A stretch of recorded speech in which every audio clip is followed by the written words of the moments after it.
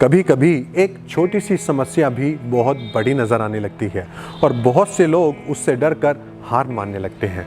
कुछ लोग बहाने बनाने लगते हैं और कुछ लोग एक दूसरे को उस समस्या का कारण बताने लगते हैं। और ऐसे बहुत कम लोग हैं जो प्रॉब्लम के सॉल्यूशन पर फोकस करते हैं, जो किसी समस्या के निवारण पर फोकस करते हैं। और ये वही लोग होते हैं जो अपने जीवन में कामयाब भी होते हैं और एक प्रैक्टिकल लाइफ भी जीते हैं, क्योंकि उन्हें जीवन जीने का असली तजुर्बा जो होता है। ये नहीं हो सकता, वो नहीं हो सकता, ये तो इम्पॉसिबल सा लगता है, ये कहना कितना आसान है। और 99% लोग ऐसा ही सोचते हैं। और ये कैसे हो सकता है या फिर इसका कुछ ना कुछ सॉल्यूशन तो ज़रूर निकल सकता है, ऐसा सोचने वाले सिर्फ 1% लोग होते हैं। और ये वही लोग हैं जो अपने जीवन में कामयाब भी होते हैं और अपना जीवन एक उदाहरण के तौर पर जीते हैं, जिनको हम कहते हैं लीड बाय एग्जाम्पल। आइए एक कहानी के माध्यम से इसे समझने की कोशिश करते हैं। एक बार की बात है, एक छोटे से गांव में, इतने छोटे गांव में नहीं, एक ठीक ठाक गांव में एक ठीक ठाक राजा हुआ करता था। वो राजा अपनी प्रजा का बहुत अच्छे से ध्यान रखा किया करता था। एक बार वो राजा अपनी प्रजा को और नज़दीक से जानने के लिए सड़क के बीच में एक बहुत विशाल पत्थर रख देता है और खुद सड़क के किनारे एक पेड़ के पीछे वो जाकर छिप जाता है। फिर उस सड़क से कुछ लोग निकलते हैं। उनमें से कुछ लोगों के साथ तो राजा व्यापार ही करता था, कुछ लोग राजा के मित्र थे। अब जब वो लोग सड़क से निकलते हैं, वो उस सड़क पर इतना बड़ा पत्थर देखते हैं। कुछ लोग तो उस पत्थर को देखकर निकल जाते हैं और कुछ लोग उस पत्थर को देखकर रुकते हैं और राजा के बारे में उल्टी सीधी बातें करना शुरू कर देते हैं। बोलते हैं, ये राजा किस काम का है, अपने गांव में एक अच्छी सड़क भी नहीं बनवा सकता, क्या फायदा है ऐसे राजा के होने का। और फिर कुछ देर बाद वो लोग भी राजा के बारे में कुछ न कुछ उल्टी सीधी बातें करते हुए वहां से निकल जाते हैं। फिर भी राजा पेड़ के पीछे खड़ा हुआ सब कुछ देख रहा होता है और वो इंतजार करता है कि अब उस सड़क पर कौन आने वाला है। जैसे जैसे समय निकलता जाता है, उस सड़क से और भी लोग गुजरते हैं। कुछ लोग तो पत्थर को देखकर नज़रअंदाज कर देते हैं और कुछ लोग बाकी लोगों की तरह राजा को उल्टी सीधी सुनाने लगते हैं कि राजा बहुत बेकार है, जो अपने राज्य का बिल्कुल भी ध्यान नहीं रखता।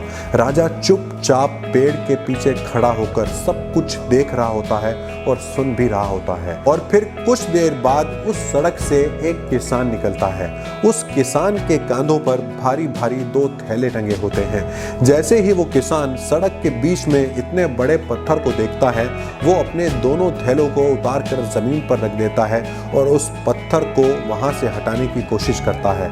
वो पत्थर बहुत विशाल भी होता है और बहुत भारी भी होता है, लेकिन फिर भी किसान बहुत मेहनत करता है और अंत में उस पत्थर को वहां से हटा ही देता है। अब जैसे ही किसान अपनी सब्जियों के थैलों को उठाता है वहां से चलने के लिए, उसे वहां पर एक पोटली नजर आती है जो कि उस विशाल पत्थर के नीचे रखी होती है। वो किसान उस पोटली को उठाता है और उसको खोलकर देखता है, जिसके अंदर बड़े बड़े सोने के सिक्के रखे होते हैं और राजा के द्वारा लिखा हुआ एक पर्चा भी होता है। किसान उस पर्चे को निकालता है और उसको पढ़ता है। उसमें लिखा होता है, ये तुम्हारे लिए इनाम है सड़क के बीच से इस पत्थर को हटाने के लिए। ये देखकर वो किसान बहुत खुश होता है और वो अपने थैलों के साथ साथ उस सोने के सिक्कों से भरी उस पोटली को लेकर भी खुशी खुशी वहां से चला जाता है। और राजा को भी समझ में आ जाता है कि उसकी प्रजा में, उसके राज्य में लोग उसके बारे में क्या सोचते हैं। जब कठिनाई आ जाए तो लोग क्या करेंगे, क्या वो उस समस्या को सुलझाने की कोशिश करेंगे या फिर एक दूसरे की गलती निकालने लगेंगे। राजा को अपने राज्य के बारे में, अपने लोगों के बारे में उस दिन बहुत कुछ समझ आ जाता है। इस कहानी से हमें एक बहुत अच्छी सीख मिलती है। हर परेशानी के पीछे कुछ ना कुछ अच्छा जरूर छिपा होता है। Every obstacle presents an opportunity to improve our condition. अगर हम सिर्फ प्रॉब्लम्स पर ही फोकस करेंगे तो भला उन प्रॉब्लम्स का सॉल्यूशन कौन ढूंढेगा।